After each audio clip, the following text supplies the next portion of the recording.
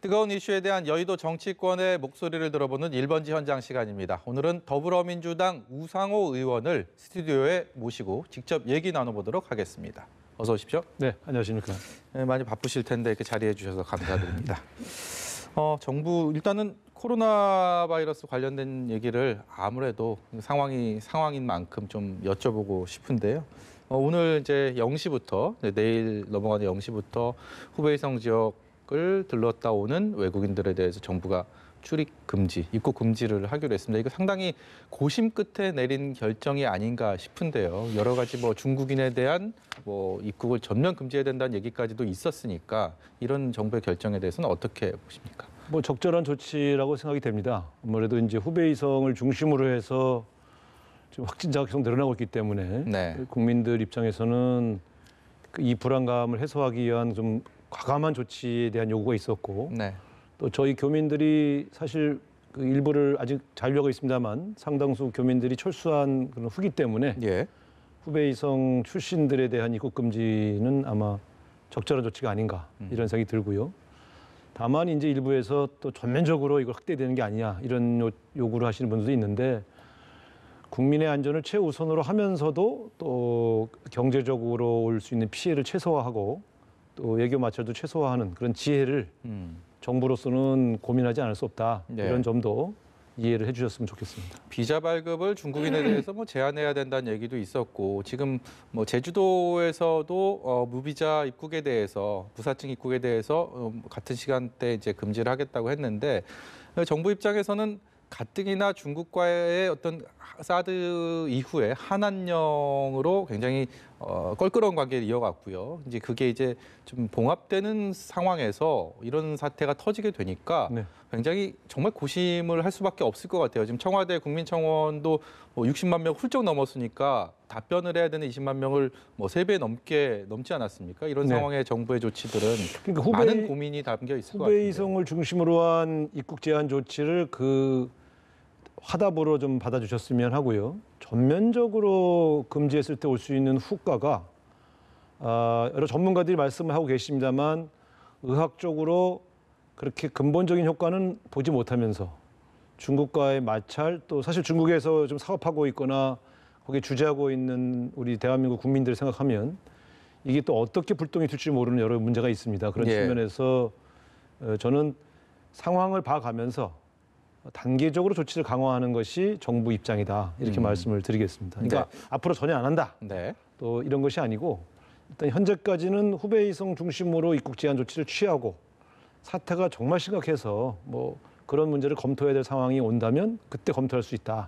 이렇게 봐야 되겠죠. 그러나 그걸 좀 미리 예고하고 또 그렇게 준비할 필요는 없지 않느냐. 이렇게 봅니다.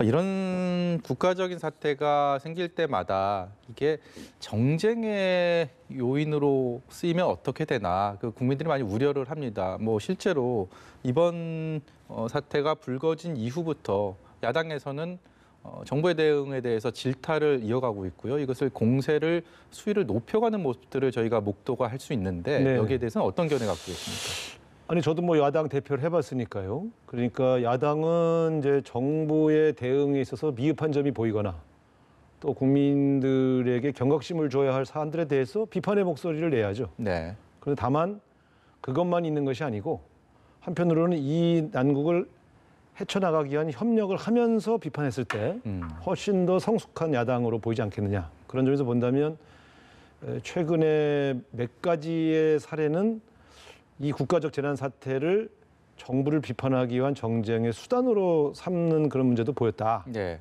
저는 그런 측면에서 조금 절제가 필요한 시점이 아닌가 이런 생각이 들고요.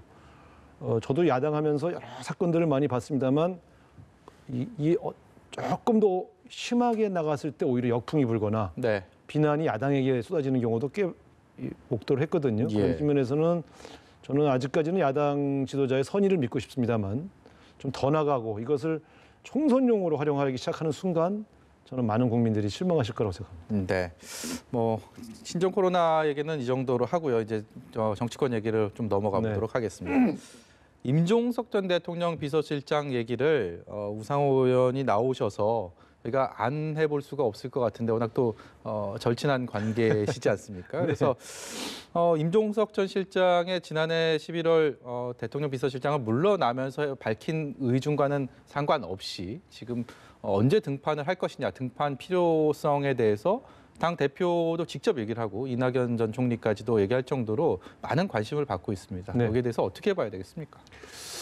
임종석 전 비서실장은 저희 당의 매우 소중한 인물이고 또 그 비중이 작지가 않습니다. 따라서 당 지도부 입장에서는 당의 자원을 총동원해서 선거에 대응해야 되기 때문에 임종석 전 비서실장이 이번 총선에서 일정한 역할을 해주는 것을 기대하고 있고 그래서 앞으로도 아마 반복해서 요청하게 될 것으로 저는 그렇게 생각을 하고 있습니다. 다만 현재까지 본인은 불출마 선언을 한 입장에서 출마를 번복할 그런 어떤 의사가 아직은 없는 것으로 그렇게 확인이 되고요.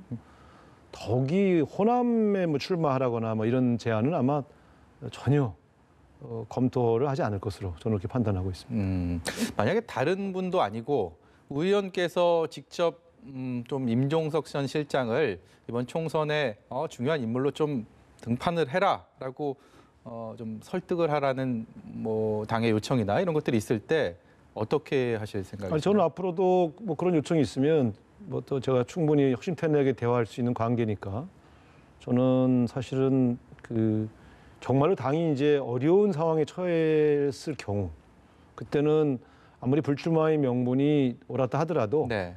또 당을 위해서 희생해야 될 때가 오는 거 아니겠습니까? 이제 그럴 때는 저도 역할을 해서 권유를 할 생각입니다만 어쨌든 정치인이 한번 내뱉은 말은 그 무게가 있기 때문에 예. 그렇게 쉬운 일은 아니죠. 지난주에 임 전 실장이 스스로 검찰 출석 의지를 밝히고 공개를 하고 작심 발언을 서울중앙지검 포토라인에서 했습니다. 일련의 사항들은 어떻게 보셨습니까? 검찰 출두와 정치적 거취는 전혀 연동돼서 해석될 문제가 아니라고 생각합니다. 그 사안은 저도 잘 아는 사안인데 임동호 전 후보에 대한 임종석 비서실장에게 씌워져 있는 여러 의혹은 이제 본인이 볼 땐 굉장히 억울한 네. 그런 일이었기 때문에 자기는 전혀 관여하지 않았다. 것을 목소리 높여서 이야기한 것이죠. 실제로 그 사건은 저도 잘 압니다만은 임종석 전 비서실장과 임동호 그 후보 사이의 관계라는 것이 특별히 무슨 자리를 제한해서 그 거취를 포기하게 만들 정도의 관계가 아닙니다. 임종석 실장이 워낙 많이 도와왔기 때문에 예. 만약에 임종석 전 실장이 경선 후보를 포기시킬 목적이었다면 그냥 전화해서 임동호 후보 나를 봐서 좀 이번에 양보해 주셔 그랬으면 그냥 양보할 사람이지 네. 그런 관계입니다.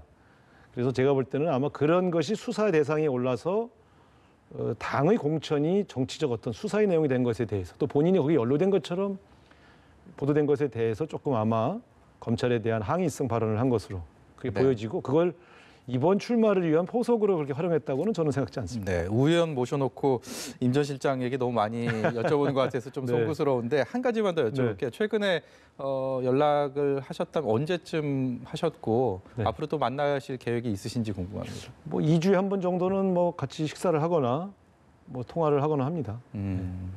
앞으로 또 만나게 된다면 2주가 돼서 만나게 되면 네. 그때는 어떤 말씀 하실 계획이세요? 그거는 여기서 말씀드리긴 좀 그렇죠. 예. 네.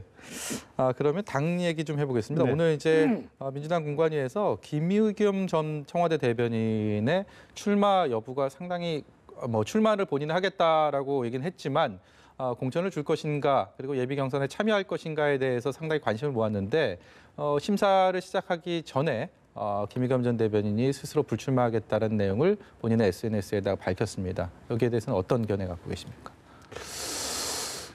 아주 솔직히 말씀드리면 저는 조금 안타깝습니다. 김의겸 전 대변인도 우리 당에서 반드시 활용해야 할 중요한 자원 중에 한 명이었고요. 또 그만한 능력이 있는 분이라고 생각을 합니다. 다만 그분의 이제 청와대 대변인을 그만둘 때의 그 의혹들 이것들은 또 당시로서는 국민 감정을 상하게 한 것이 사실이기 때문에 예. 이 문제에 대해서 본인이 이 선거에 출마하는 과정을 통해서 잘 소명하게 하고 또 그 소명에 대한 판단을 본인이 가려고 했던 지역구의 유권자들의 평가를 한번 받아봤으면 어땠을까 하는 그런 아쉬움이 저는 그렇게 생각하고 있죠. 그러나 어쨌든 본인이 불출마를 선언했기 때문에 또 그 선택은 선택대로 존중돼야 한다 이렇게 생각합니다. 이번 총선 전국이 사실 민주당이 한국당에 비해서 젠걸음으로 더 앞서 나간다라는 평가를 받았던 게 지배적입니다. 뭐 공관위 구성하는 부분도 그랬고요. 인재 영입 과정에서도 그랬고 많은 화제를 불러오면서 민주당이 총선 준비를 착착 잘 하고 있구나라는 대중적인 평가를 받았는데 뭐 인재 영입 과정에서 좀 트러블도 있었고 또 뭐 총선 인재들과 관련해서 총선에 나설 선수들과 관련해서 뭐 문희상 국회의장의 아들 문석균 씨 그리고 이번 김의겸 전 대변인도 그렇고 정봉주 전 의원도 그렇고 약간 좀 장애물들이 좀 나타났다라는 평가들도 많이 나옵니다. 전반적으로 어떻게 보십니까? 전반적으로는 저는 저희 당 지도부가 큰 실책 없이 잘 이끌어왔다고 생각합니다. 이제 공천을 관련해서도 1년 전에 이미 다 결정을 했고 네. 또 하위 20% 의원들 문제가 더 시끄러워질 수 있었던 것도 적절하게 본인에게 잘 통보하면서 정리를 해가고 있고요. 영입한 인재들의 문제는 사실 당이 수사 기능이 없기 때문에 완벽하지 못했다 이렇게 네. 말할 수는 있지만 그러나 또 좋은 분들을 많이 영입했다 이런 평가도 받았던 건 사실 아니겠습니까? 예. 그런 점에서 지금까지 끌고 온 과정에서는 큰 문제는 없었다. 다만 이제 보수당이 새롭게 통합을 해서 체제를 정비해서 이제 양강 구도로 갈 그런 시점이 됐을 때 네. 그때 우리 당이 쓸 카드들이 준비돼 있느냐 하는 것들은 앞으로 이제 시험대에 오르게 되겠죠. 준비는 실제 내부적으로는 하고 있을 거 아닙니까?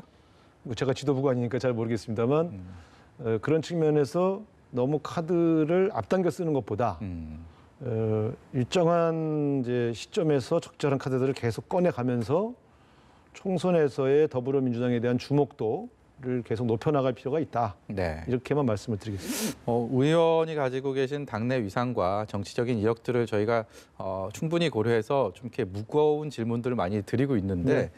자유한국당 황교안 대표 얘기 좀 해보겠습니다. 황교안 대표가 언제 어디에 등판을 하느냐, 뭐 한국당뿐만이 아니고 민주당에서도 상당히 관심거리입니다. 일단은 이낙연 전 총리가 정치 1번지라고 하는 종로에 먼저 바둑돌을 놨습니다. 포석을 한 상황에서 과연 여기에 맞불을 놓느냐 아니면 다른 곳으로 피해가느냐 관심을 많이 모으고 있는데요. 어떻게 전망하시고 이게 어떤 의미가 있다고 보십니까? 그러니까 황교안 대표님은 단순히 지금 이제 제1야당의 대표라는 그런 어떤 상징성을 넘어서 보수 세력의 아주 유력한 대권 후보의 반열에 계신 분 아닙니까? 그렇기 때문에 이번 총선에서의 승부도 중요하지만 이번 총선에서 어떤 태도를 보이느냐가 대선에도 영향을 미칠 수밖에 없는 그런 위치에 계십니다. 그런 측면에서 더불어민주당의 유력한 대권 후보 중에 한 분인 이낙연 전 총리가 종로에 출마를 하셨는데 거기에 출마를 하지 않고 다른 지역을 간다. 그랬을 경우에 이번 총선에서 아무래도 양당을 대표하는 대표주자의 태도에서 비교가 되지 않겠느냐. 네. 그런 측면에서 저는 그랬을 경우에 보수 진영에 계신 지지자들이 볼 때는 뭔가 피해 나가는 모습으로 비춰질 가능성이 있다. 그러면 이번 총선에 모든 걸 다 던지고 승부를 걸지 않는구나 라고 느껴질 것이고 네. 위기에 처한 보수 진영을 살리기 위해서 자기를 다 던지지 않는 분이 과연 이 총선 결과와 무관하게 계속해서 대권 후보로서의 유일한 그 지위를 지켜나갈 수 있겠느냐. 저는 좀 회의적으로 봅니다. 만약에 말입니다. 지금 대권 주자 선호도에서 1, 2위가 이낙연 전 총리와 황교안 대표로 많은 여론조사 지표상에서 나타나고 있는 상황에서 이게 그대로 종로에서의 총선 결과로 이어진다면 황교안 대표나 한국당 입장에서는 패배가 가진 것들이 또 워낙 또 큰 폭풍이 있을 테니까 그래서 좀 피해가자라는 마음도 있을 수 있을 것 같아요. 근데 만약에 피해갔다가 총선 결과가 전체적으로 안 좋게 나타났을 때 혹은 뭐 안 좋다기보다는 목표한 의석수를 채우지 못했을 때의 책임이 온전하게 황교안 대표 책임론으로 갈 가능성도 있죠.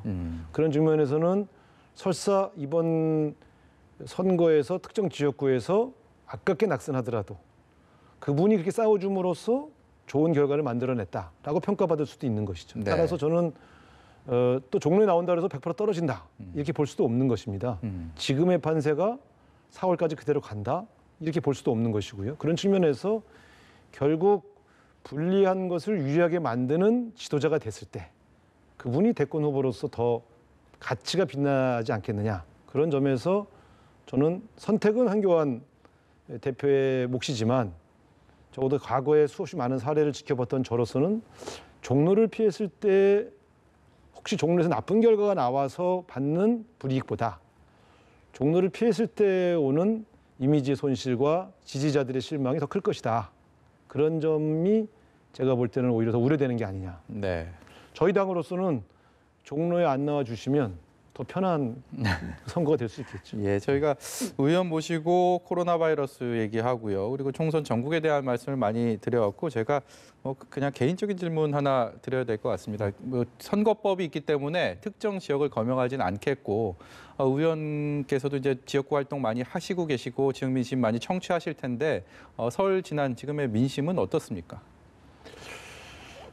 2년 전 지방선거 그리고 2017년도에 대통령 선거 때와 비교하면 우려하시는 분들이 많이 는 것도 사실입니다. 그러나 4년 전 국회의원 총선거와 비교하면 그렇게 더 나빠졌다. 이렇게 보기는 쉽지는 않고요. 네.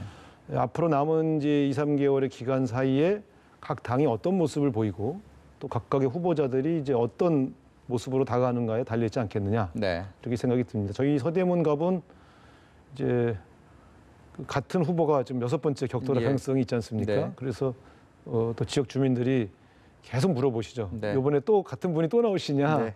그것도 하나 재미있는 요소인 것 같습니다. 네. 오늘 말씀 여기까지 듣도록 하겠습니다. 지금까지 더불어민주당의 우상호 의원이었습니다. 고맙습니다. 네, 감사합니다.